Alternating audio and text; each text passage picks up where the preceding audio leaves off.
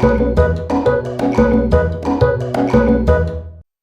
and welcome to another episode of Hooks, Nuts, and Dice. I'm Lee LaCroca. Feeling better this week, even though the rabbit took a chunk out of my hand. You can even see it from there. That's up there is a couple of bite marks. Had to stop the boys from fighting, and because I put my hand between them, he got me instead of Hex, which is good. But it broke skin on one side and bruised on the other, and yay! You know, bunnies, what you gonna do? Those of you that follow me on Facebook know the whole story. I won't go into it here, but goodness sake, I'm trying to open a package of modeling clay to show you guys. I finally found some at Spar Shop, which is a local store. There you go, I'll just stick that there for now. So I'm going to take this modeling clay, ooh, not the red perhaps, because it's really saturated with color, but I'm going to use it to create molds in which to pour latex, liquid latex, so that I can, probably shouldn't use red on wine, but whatever, so I can make some fairy ears, two different kinds, well, all different kinds, because the modeling clay, I can talk, I swear, can just be reshaped to whatever I need. So I can make several different pairs, and they will be for my fairy and dragon and other costumes that I'll be doing. I got a nice little bin of, what is it, 5 colors, 6 colors? 6 colors. And they came with cute little cookie cutters, which are out of the way. I can't get to them right now. I'm also building a set of dragonfly style fairy wings. And I'm using clear plastic, which I'm cutting with a hot knife. You can't really see, there you can see because it's shiny. So cut these 2 pieces for the back. And this piece will be the connector. Well, maybe you can see it now. A little difficult. But yeah, those will be what hold the wings on. And then right here in front of the camera, which you can't see, is a bunch of clear vinyl. And I will make those into the wings, and I'll be using chicken wire to keep the wings stiff, because one, I can clip the wires so that they're the cells are the right shape for the wings, so it gives them support, plus it gives the outline of the wings for the dragonfly, so that's pretty cool. More on that later, though, because I'm not working on that right now. I stopped production, because I go back and forth so I don't screw up my hands and wrists. I'm still working on the dragon scale dog socks and of course the dragonfly blanket, which is going to take a while because it's a big blanket. Even though it's a twin size, when you're doing the crocheting all by yourself, it takes quite a while to get it done. I've joined a couple of groups on Facebook, creative groups, one of them being a snarky kind of modern cross-stitch embroidery stitch group, basically, and I promised to show them this book, which is a naughty or irreverent, snarky as it were, cross-stitch book in Norwegian. So I will be embroidering fun little sayings and things like that. But again, that's something I'm going to be putting off for a while because I've got to get these orders finished. And oh, what else is there? Magic, the Gathering. We went to a draft this weekend. Let me get the things out of the bag.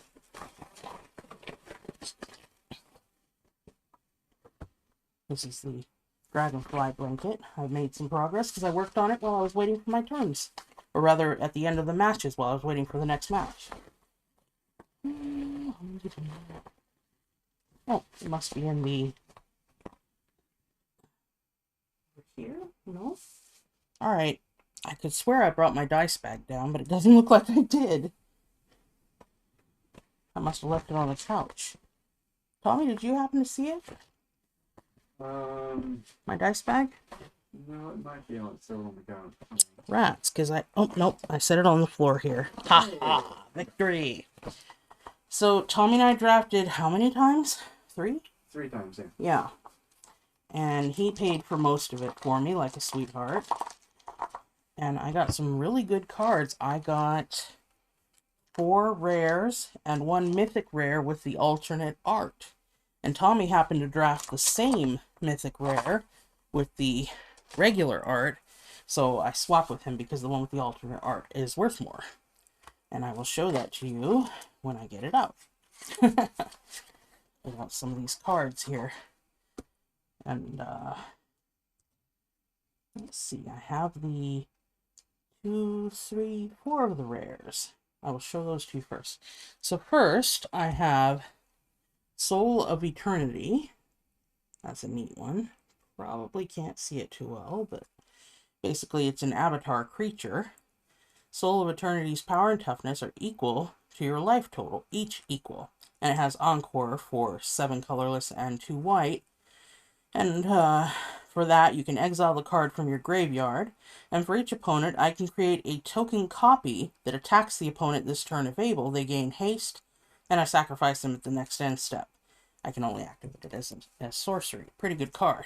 One that Tommy wanted, that I happened to draft, was Court of Grace, which is an enchantment. Bring it a little closer so you guys can see. When Court of Grace enters the battlefield, you become the monarch. At the beginning of your upkeep, create a 1/1 white spirit creature token with flying, but if you're the monarch, create a 4/4 white angel token creature token with flying instead. I use this to good effect. Where did I set the other one? Oh, I set it in the back of the others.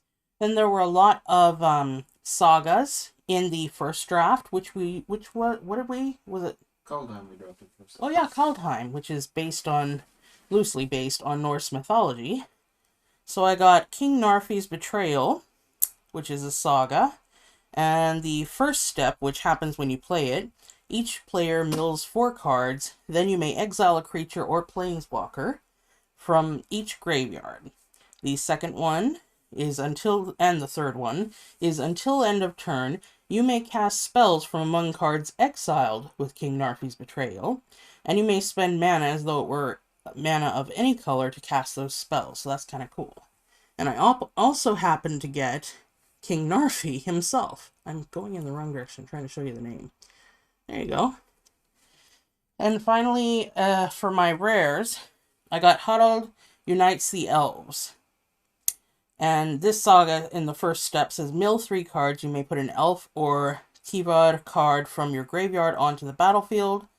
Second step, you put a 1/1 counter on each elf you control. And the third was whenever an elf you control attacks this turn, target creature an opponent controls gets -1/-1 until the end of turn. So those are really cool. My mythic rare is a legendary planeswalker. And of course, I don't have her on top of the deck right now, so I have to fish through the deck and find her again. Got a lot of cool cards. Tommy allowed me in a later draft to pick a card that is perfect for my Merfolk deck. Some of you have heard of my Merfolk deck. Some of you hate my Merfolk deck. I mean, hi. Let's see if I can find it. Yeah, here she is. Sivjelun of Sea and Sky. She's a legendary merfolk god. I say she, it could be he. Sivjelun of Sea and Sky has indestructible as long as you control at least 2 other merfolk.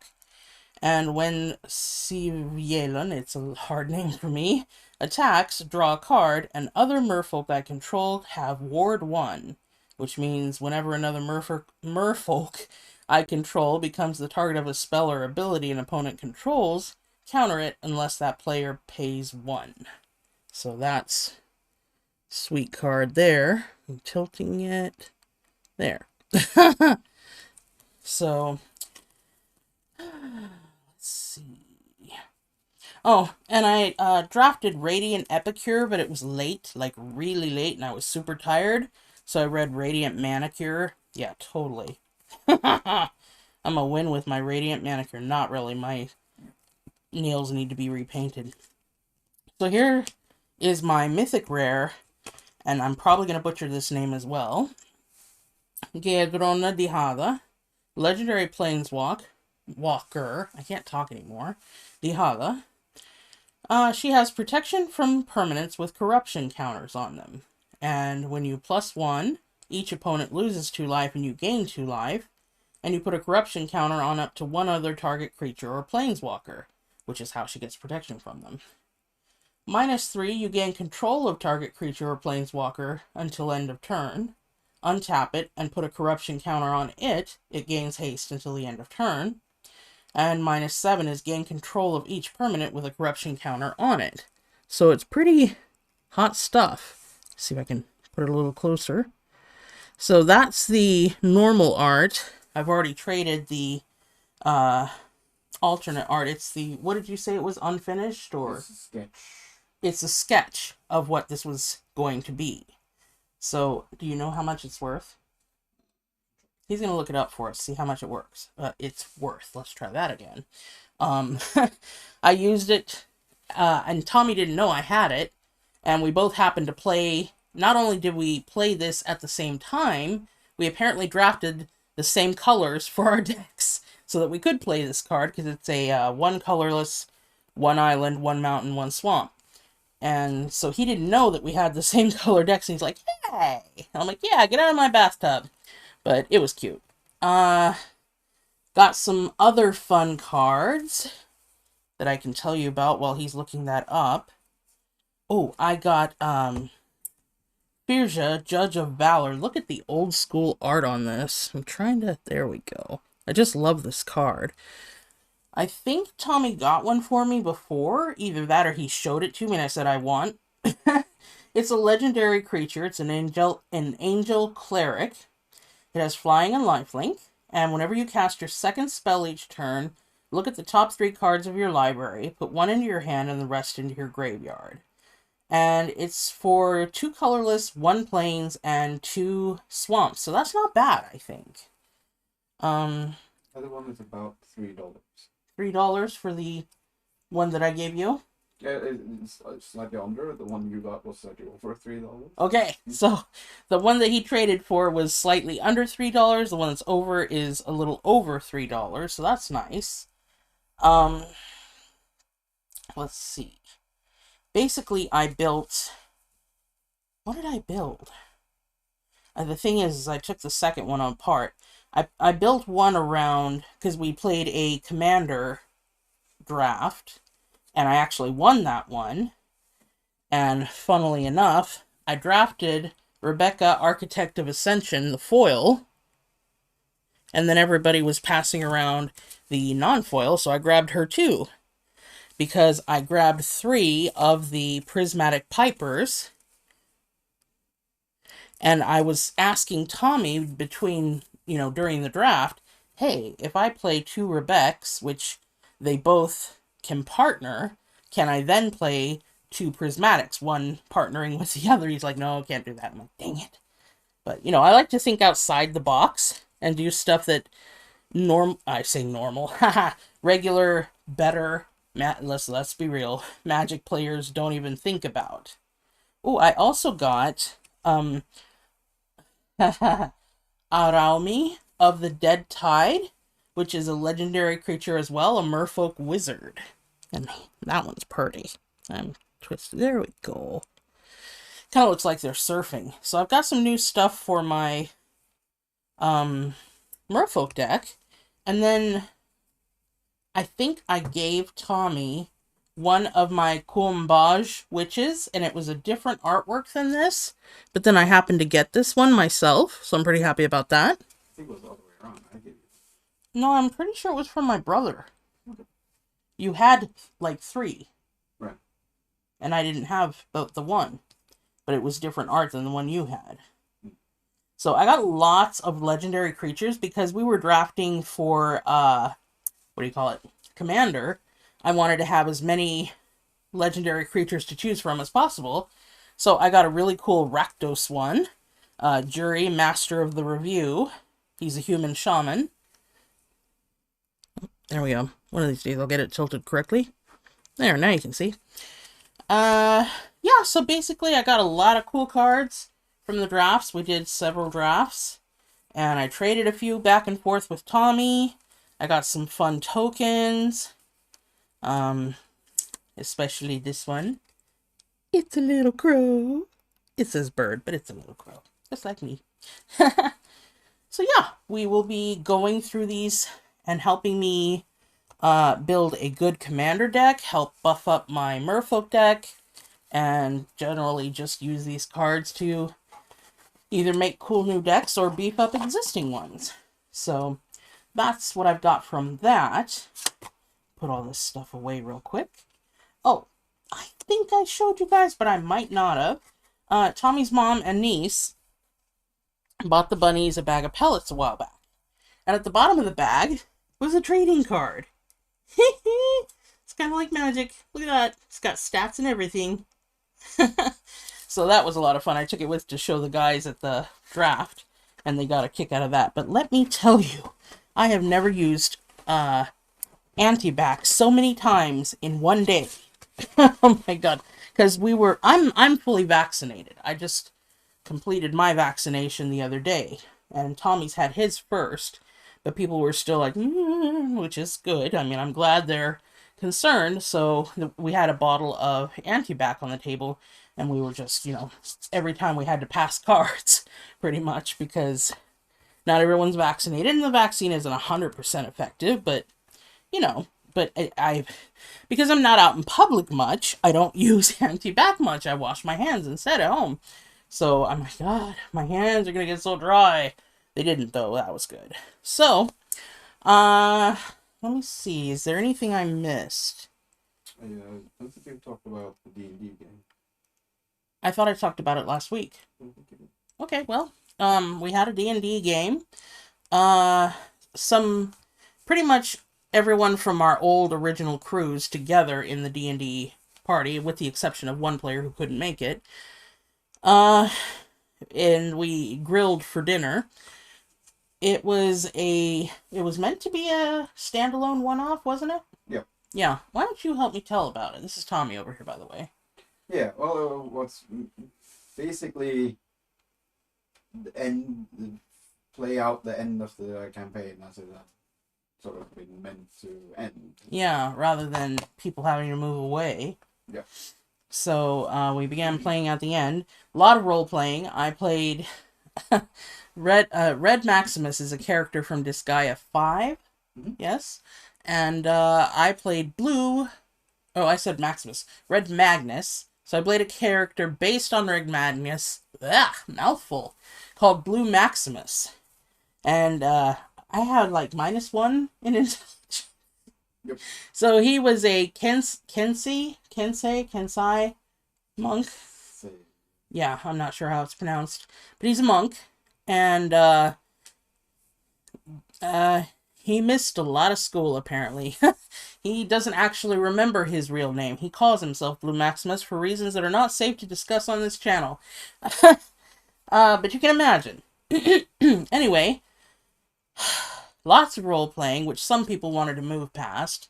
And I'm like, we haven't seen each other in God knows how long. Let us role-play. Come on now. They wanted to hurry up and get to the end because they thought we were only going to do it as a one-off. But then we all voted to come back and play one more time, at least. So, because some of them live really far away. So, I get it. But at the same time, you can't just rush through. It's the journey, not the destination. But we had a lot of fun, and everyone got into it. A spouse was brought to play with us for the first time. Jessica was brought. A boyfriend was brought.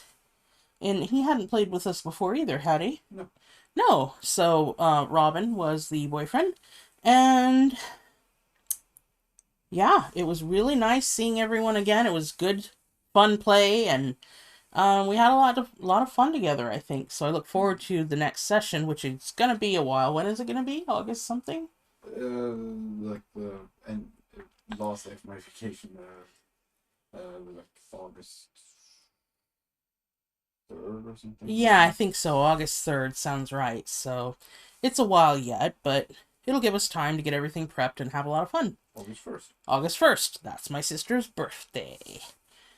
So now I think I've covered everything, except I promised to show you guys our coloring book. This is the coloring book that we made. It's the pun-filled Gothic Mandala coloring book. And we used brads to hold it so that you can take the pages out and stick them on the fridge if you're a kid, or frame them, or whatever you want to do with them.